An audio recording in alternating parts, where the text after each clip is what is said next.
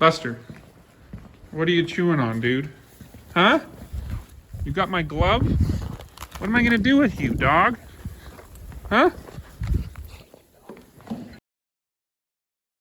All right, so it's time to introduce you to one of the big projects for this winter. So this is a Tyler Patriot XL self-propelled sprayer.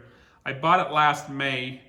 And so this sprayer, a guy here locally wanted to trade it into the John Deere dealer. And the John Deere dealer wouldn't even take it on a trade unless they had a buyer for it already lined up. A salesman there had known that I was looking for a new sprayer to upgrade ours. So he called me and I went and looked at it and we decided it was kind of worth the risk. So it was pretty cheap, but it does have a lot of problems and there are a lot of needs that need addressed. So this video is just going to introduce you to the sprayer. There'll be a series of projects as we work on this. So I thought I'd show you some of the pros and cons of the sprayer. Okay, let's start with some of the pros. Some of the good stuff. The seat, not so much. So it's got a Trimble Easy Steer GPS system in it, and then a Trimble FM 750 monitor. So you'll probably think this is really silly, but we've never had a sprayer with a radio, which this one has. And it also has a working air conditioner, which has been so nice. Directly behind the cab is the engine. It's a John Deere turbocharged 4-cylinder engine. Runs great. No complaints about the engine. I think it's a real winner as far as this sprayer is concerned. Another bonus, the tank's in great shape. The people who had the sprayer before us just had this big saddle that holds the tank up rebuilt. It does have brand new rear tires. And unfortunately, that is kind of the end of the pros. So I guess we'll start with the cons now. So at some point in time, the frame was painted with something that is similar to that POR 15 chassis stuff. We have no idea where the serial number is because it's been painted over. So if there's any Tyler Patriot experts that watch this video, tell me where the serial number would be so I can clean some of this paint off. And I think the sprayer has probably sprayed a lot of super corrosive stuff in its life. And so probably it was pretty rusty. You can see a lot of rust here under the door on the cab.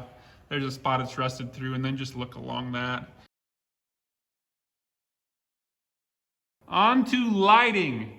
The lighting is a real issue because none of them work. Actually, there is one light that sticks backwards that shines about 5 feet that works.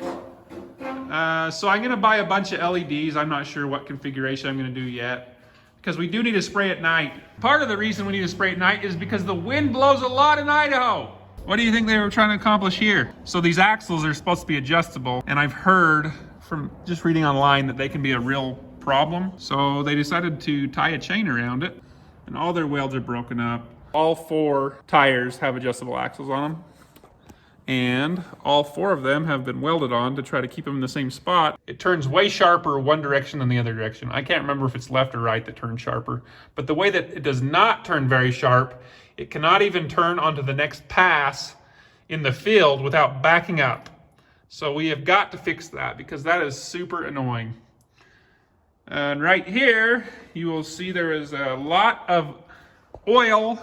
This is 90 weight, and all 4 corners leak. And I hope that Case IH has good part support on these. I guess I'll find out.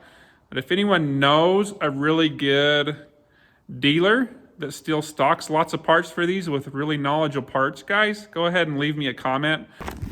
So as I've been showing you the sprayer, you may have been asking yourself, where are the booms? Or maybe you weren't. So the booms are currently sitting in the snow. My nephew and I took these off this fall. They're about 35 feet long each, and they are bent. So they are steel. So I gotta figure out how in the world I'm gonna straighten those back up. Hey, Buster. Hey, buddy. So you met Buster a minute ago, but I'll give you a formal introduction now. This is Buster. He was born in April. We got him in June. His mom is a Labradoodle. His dad is what's known as an Italian Spinoni. So he's still just a puppy, but he's a pretty big boy. I don't know, he's probably 65 pounds, I would guess by now. Got a big old head, but he's a pretty good dog. I don't know if my wife would say that, but I'm kind of attached to him. I'm gonna tackle the wheel seals first. I guess. So I gotta cut some wood because this thing sits so high in the air. I think I can block it up underneath these wheel motors that I'm showing you right now.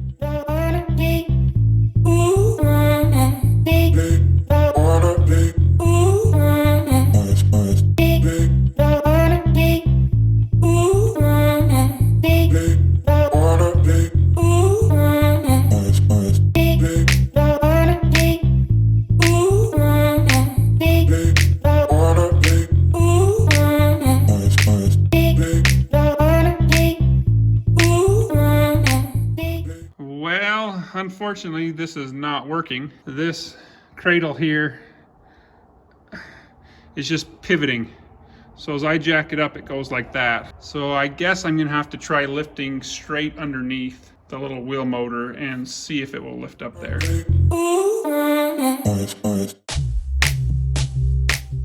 Well, I ended up doing that a little bit differently than how I was envisioning it in my mind, but it'll still work. It's just gonna have to stay on the bottle jack rather than just sitting on blocks of wood. So that's gonna be all for today. Check back in a few days. I'm sure I will have part 2 up and going by then. Alrighty, see you later.